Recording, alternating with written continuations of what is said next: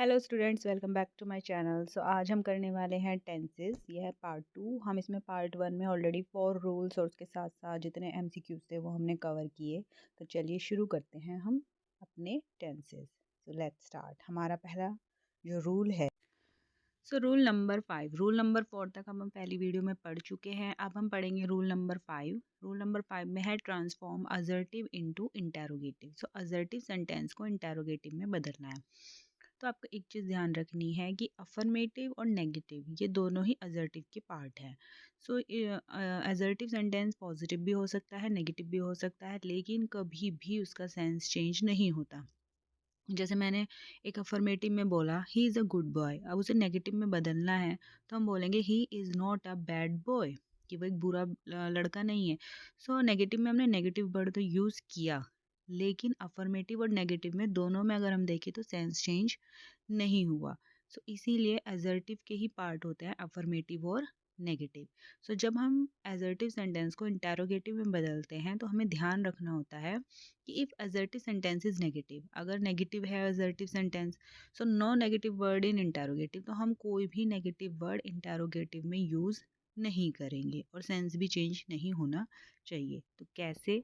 Let's start. सो पहला है हमारा आई एम नॉट अ ट्रेटर। अब इसको आपको इंटेरोगेटिव में चेंज करना है। सो कैसे करेंगे? Not am a traitor, am I not a traitor, am I a traitor और नन, या इनमें से कोई भी नहीं। सो राइट आंसर होगा एम आई अ ट्रेटर, क्योंकि नॉट जो है ऑलरेडी हमारे सेंटेंस में एजर्टिव में आ चुका है नॉट। सो इसीलिए जब हमने उसका इंटेरोगेटिव बनाया, सो राइट आंसर रहा हमारा सी, एम आई अ ट्रेटर, की क्या मैं ट्रेटर हूँ? तो आंसर होगा I am not a traitor. Next is I can never forgive him, कि मैं उसे कभी भी माफ़ नहीं कर पाऊंगा। So A can I ever forgive him, B can I never forgive him, C can I not forgive him, D none. सो हमारा रूल था कि अगर नेगेटिव है तो इंटेरोगेटिव में नेगेटिव नहीं आएगा, और ऐसा सिर्फ एक ही सेंटेंस है A can I ever forgive him. Never का अपोजिट या एंटोनिम होता है ever. Next is no one authored you. अब हम कैसे बनाएंगे? जब हमारा नो वन या एवरी वन आता है तब हम कैसे करते हैं? So A any one authored you, B who authored you, C does any one authored you and D none. So right answer is B who authored you. सो जब भी हमारे ये जो हु वाले में नेगेटिव है तो एवरीवन एवरीबॉडी ये पॉजिटिव होते हैं और नो वन नोबडी नेगेटिव होते हैं। तो ध्यान रखना है कि जब भी नो वन एवरीवन ये सब आए तो हम हु वाला जो क्वेश्चन होता है हम वो यूज़ करते हैं पॉजिटिव में। So no one authored you, who authored you. Right answer is B. ना नेक्स्ट। सो रूल नंबर 6 में हम बात करेंगे पास्ट इंडेफिनिट की। पास्ट इंडेफिनिट जो होता है एक पॉइंट ऑफ टाइम को बताता है, और इसमें भी क्या होती हैं, बी वर्ब होती हैं। पॉइंट ऑफ टाइम का मतलब होता है घटना कब घटी, जैसे लास्ट, 2 days अगो, डे बिफोर, येस्टरडे एटसेट्रा, या लास्ट नाइट, ये सब इसमें आते हैं। ठीक है। और जो पास्ट इंडेफिनिट होते हैं इसके दो पार्ट होते हैं, एक अफर्मेटिव और एक नेगेटिव। जो अफर्मेटिव वाला होता है उसमें जो फॉर्म रहती है वो होती है सब्जेक्ट प्लस वर्ब की सेकंड फॉर्म प्लस ऑब्जेक्ट, और नेगेटिव में होती है subject plus did not plus verb की फर्स्ट फॉर्म प्लस ऑब्जेक्ट। और हमें ये चीज़ ध्यान रखनी होती है कि जब पॉइंट ऑफ टाइम चाहे दिया हो या ना दिया हो तो हमें यूज़ करना है पास इंडेफिनिट। क्यों? और ये पास इंडेफिनिट कहाँ यूज़ होता है, यानी जो नीचे दो फॉर्म दी गई है कहाँ यूज़ होती है? जब हम पास्ट के किसी एक्शन की बात करनी है जिसमें कंटिन्यूटी नहीं है तो सिर्फ पास इंडेफिनिट यूज़ होता है। यानी कोई काम जो लंबे समय तक नहीं चल रहा उसको बोलते हैं पास्ट इंडेफिनिट। तो वहाँ पे हम पास्ट इंडेफिनिट ही यूज़ करते हैं। यानी कोई काम ज़्यादा लंबे समय से नहीं हो तभी ख़त्म हो गया, तब हम बोलेंगे पास्ट इंडेफिनिट। सो हम इसे कैसे समझेंगे? मैं आपको एग्जाम्पल के थ्रू इसको समझाने वाली हूँ, तो चलिए यूज़ करते हैं। अब देखिए पहला है Ram has left for his wife last weekend. हमें बताना है कौन से पार्ट में एरर है, ए बी सी या डी। तो देखिए राइट आंसर इज ए में गलती है। क्यों? क्योंकि इसमें दिया है लास्ट वीकेंड। लास्ट क्या है? पॉइंट ऑफ टाइम है। जब पॉइंट ऑफ टाइम गिवन हो तो हैज़ हैव कुछ नहीं लगता, हम क्या करते हैं वर्ब की सेकंड फॉर्म यूज़ करते हैं, यानी पास्ट इंडेफिनिट का यूज़ करते हैं। सो राइट आंसर इज ए। यहाँ से हैज़ हटेगा और क्या आएगा? Ram left for his wife last weekend, क्योंकि यहाँ पर क्या गिवन है? लास्ट, पॉइंट ऑफ टाइम दिया है। Next is he can't remember when he had seen her last, कि उसने कब उसको आखिरी बार देखा। सो कहाँ पर इसमें बताना है कौन सी गलती। देखिए इसमें क्या दिया है, लास्ट गिवन है, डी पार्ट में लास्ट गिवन है। लास्ट क्या है, पॉइंट ऑफ टाइम है। तो हैड सीन ना आकर क्या आएगा, ओनली सीन आएगा, सॉरी सीन नहीं आएगा, सो आएगा। So he can't remember when he saw her last, क्योंकि सेकंड फॉर्म क्या होती है वर्ब की, सो। तो इसीलिए हैड सीन घटेगा और क्या आएगा, सो आएगा। ही can't remember when he saw her last, क्योंकि लास्ट क्या है, पॉइंट ऑफ टाइम है, तो पास्ट इंडेफिनिट का यूज होगा। और पास्ट इंडेफिनिट का मैंने आपको बताया क्या है, subject plus V2 plus object. Now next is I was watched a movie. अब यहाँ पर पॉइंट ऑफ टाइम गिवन नहीं है, लेकिन क्या आएगा, तो हमारा राइट आंसर है ए। यहाँ से वॉज हटेगा और वहाँ पर क्या आएगा, आई वॉच्ड अ मूवी। अब आप यहाँ पर पॉइंट ऑफ टाइम गिवन नहीं है, लेकिन आपको कैसे पता लगेगा कि इसमें पास्ट इंडेफिनिट का यूज़ होगा, क्योंकि इस एक्शन में कोई भी कंटिन्यूटी नहीं है, कोई एक्शन लगातार नहीं चल रहा है। मैंने मूवी देखी, ठीक है, इसीलिए आई वॉच्ड अ मूवी। या हम बोल सकते हैं आई टुक टी, मैंने चाय ली। ही वेंट होम, वो घर गया। ही इरिटेटेड मी, उसने मुझे परेशान किया। तो कोई काम है जो हुआ और ख़त्म हो गया, लेकिन वो चल नहीं रहा है, उसमें वो भी पास इंडेफिनिट ही वहाँ पर यूज़ होगा। चलिए आगे बढ़ते। ओके, सो रूल नंबर 7 है पास्ट के कंडीशनल। अगर हमें कंडीशन दी जाए पास्ट में, तब कैसे करेंगे। मान लो कोई इमेजिनेशन वाली सिचुएशन है, हम कुछ इमेजिन कर रहे हैं, तो अभी हम उसके लिए पास इंडेफिनिट टेंस का ही यूज़ करेंगे। जैसे, और क्योंकि जो हमारी इमेजिनेशन होती है ना, उसमें कोई मेन वर्ब नहीं होती, यानी कोई एक्शन होता नहीं है, इसीलिए जो सब्जेक्ट है वो कुछ भी हो, तो हम यूज़ हमेशा वर्ब का ही करते हैं, क्योंकि वहाँ पे कोई मेन वर्ब नहीं है। अब जैसे जो इमेजिनेशन वाली होगी हमारी सिचुएशन, तो उसमें हम लिखेंगे if plus subject plus verb plus object. Subject कोई भी हो, आई ही शी इट, कुछ भी हो, सिंगल हो प्लूरल हो, कोई फ़र्क नहीं पड़ता, उसके साथ वर ही आएगा, क्योंकि हम यहाँ पर इमेजिन कर रहे हैं। और उसके बाद जो रिज़ल्ट होगा कि अगर ऐसा होता तो ऐसा होगा, जो रिज़ल्ट पार्ट होगा उसमें हम subject plus would plus verb की फर्स्ट फॉर्म प्लस ऑब्जेक्ट का यूज़ करेंगे। तो याद रखना है, जो भी इमेजिनेशन वाली सिचुएशन होगी उसमें वर आएगा, और जो हमारा रिजल्ट होगा उसमें वुड प्लस वर्ब की फर्स्ट फॉर्म यूज़ होगी। इसके अलावा अगर हम ज़रूरी नहीं है कि हमेशा if I wish, he wishes, would that, अगर इनसे भी हमारा सेंटेंस स्टार्ट हो रहा है, तो भी हम वही यूज़ करेंगे कि इनमें से कुछ भी आए उसके साथ subject plus verb plus object plus subject plus would plus V1 plus object.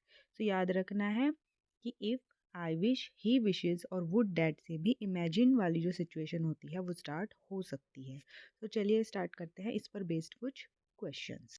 तो पहला क्वेश्चन है, if I were a king I should rule the world. अब हमें इसमें एरर बतानी है। सो हमारा राइट आंसर है सी।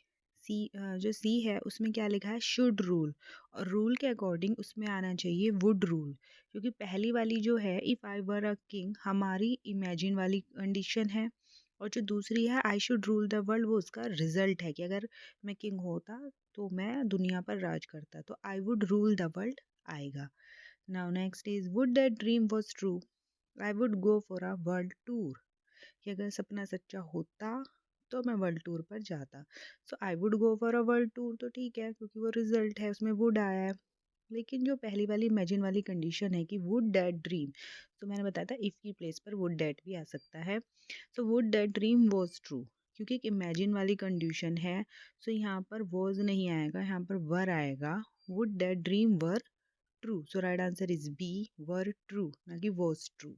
नाउ नेक्स्ट, सो हमारा नेक्स्ट रूल है रूल नंबर 8, प्रेजेंट कॉन्टिन्यूस। तो प्रेजेंट कॉन्टिन्यूस क्या है, देखिए जब थोड़े समय के लिए कोई एक्शन हो रहा हो, मतलब ज़्यादा लंबे समय के लिए ना हो, टेम्परेरी हो, तो उसे प्रेजेंट कॉन्टिन्यूस बोलते हैं। जब कोई एक्शन शुरू होके, मतलब जिसमें कोई कंटिन्यूटी है ही नहीं और वो काम बस एकदम से ख़त्म हो जाए, उसको तब हम यूज़ करते हैं present indefinite.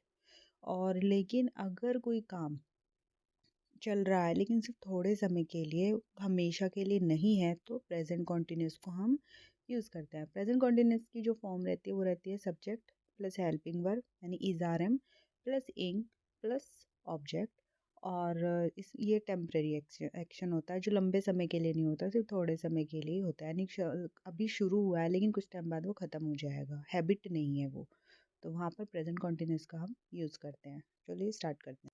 My father goes out for a morning walk every day because the doctor has advised him. तो हमारी एरर है ए, बी, सी और D. So right answer is a. क्या गलती है? Well my father goes out for a morning walk every day. मेरे पिता रोज morning walk के लिए जा रहे हैं because the doctor has advise him. Doctor की एडवाइस पर, तो डॉक्टर को एडवाइस दे रहा है तो इसका मतलब है कि वो जो मॉर्निंग वॉक पर वो रोज जा रहे हैं वो कोई रेगुलर काम नहीं है, हैबिट नहीं है, डॉक्टर की एडवाइस की वजह से है। तो एक टेम्प्रेरी एक्शन है, तो इसीलिए गोज आउट नहीं आएगा, इज गोइंग आएगा। My father is going out for a morning walk, क्योंकि टेम्परेरी है तो हम यहाँ पर प्रेजेंट कॉन्टिन्यूस का यूज़ करेंगे। Next is nowadays film makers do not make that kind of movies which they used to make. So अब हमें पता लगा, देखिए सबसे पहले नाउ अ डेज क्या होता है? नाउ अ डेज का मतलब होता है कुछ समय के लिए। तो कुछ समय के लिए पता लगा कि ये टेम्परेरी एक्शन हुआ। अब नाउ अ डेज आया है, इसका मतलब टेम्परेरी एक्शन है। तो हमारी एरर कौन से पार्ट में है? ए, बी, सी या D? So right answer is B, B part में है। क्या गलती है? यहाँ पर डू नॉट मेक नहीं आएगा, इज नॉट मेकिंग आएगा, क्योंकि नाउ अ डेज मीन्स कुछ समय के लिए जो फिल्म मेकर हैं वो ऐसी मूवी नहीं बना रहे जैसे वो बनाया करते थे। टेम्परेरी एक्शन है, नाउ अ डेज से पता लग रहा है, तो इज नॉट मेकिंग आएगा।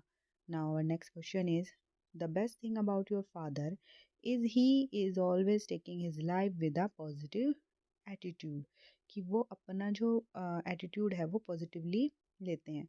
सो यहाँ पर एरर कहाँ पर है? ए, बी, सी या D? So right answer is B. यहाँ पर टेकिंग नहीं आएगा, टेक्स आएगा। क्यों आएगा? क्योंकि एक टेम्पररी एक्शन नहीं है। उन्होंने बोला है ऑलवेज, ऑलवेज का मतलब हमेशा, हमेशा का मतलब परमानेंट एक्शन है। तो परमानेंट एक्शन है, टेम्पररी नहीं है, तो इसीलिए टेकिंग नहीं आएगा। क्या आएगा यहाँ पर? यहाँ पर ये लिखा है ना इज ऑलवेज टेकिंग, तो यहाँ से पहले तो इज हटेगा और आएगा always takes. So the best thing about your father is he always take his life positive attitude, क्योंकि ऑलवेज से पता लग रहा है ये एक परमानेंट एक्शन है। Next is nowadays he is behaving selfish. तो अब हमें कैसे पता लगेगा? देखिए नाउ अ डेज का हमें पता है कि कुछ ही समय के लिए है। He is behaving selfish, so A, B या सो सी। तो हमारा जो राइट आंसर है वो है बी। ही इज बिहेविंग नहीं आएगा, ही इज़ बीइंग आएगा, ही इज़ बीइंग सेल्फिश आएगा, क्योंकि जो हमारा बिहेव है वो एक स्टैटिक वर्ब है, डायनेमिक नहीं है। तो स्टैटिक और डायनेमिक क्या होता है? स्टैटिक होता है जिसमें एक्शन की इमेज ना बने, और डायनेमिक होता है जिसमें एक्शन की इमेज बने। जैसे हमारे कुछ वर्ड्स होते हैं no, love, hate, behave, think. तो हम अगर सोचते हैं दिमाग में तो हमें कोई इंसान वो चीज़ करते हुए दिखेगा, लेकिन उसकी कोई एज सच इमेज नहीं होती, तो उसमें कभी आईएनजी नहीं लगता। और डायनेमिक वर्ब कौन सी होती है? जैसे वॉकिंग, डांसिंग, इसमें क्या होता है हमारे सामने एक इमेज बनती है हमारे दिमाग में, सो वो होती है हमारी डायनेमिक वर्ब। तो स्टैटिक वर्ब में कभी भी आईएनजी नहीं लगता। इवन हम उसकी प्लेस पर क्या यूज़ करते हैं? हम उसकी प्लेस पर बीइंग का यूज़ करते हैं। So now a days he is being selfish, temporary action है, नाउ अ डेज आया है, याद रखना है। तो ध्यान रखना है, स्टैटिक और डायनेमिक भी आता है तब भी उन चीज़ पे हमें ध्यान देना है। Next is do you know Seema is behaving silly these days. अभी हमने क्या आप इजीली बता सकते हैं कि right answer is B, behaving नहीं आएगा, बीइंग आएगा। So do you know Seema is being silly these days, कि आजकल जो उसका बिहेवियर है वो कैसा है? सिली है। और टेम्पररी एक्शन है क्योंकि आजकल आया, दीज डेज आया। So this was my last question for today. Thank you for watching, please like and subscribe for more videos. Thank you.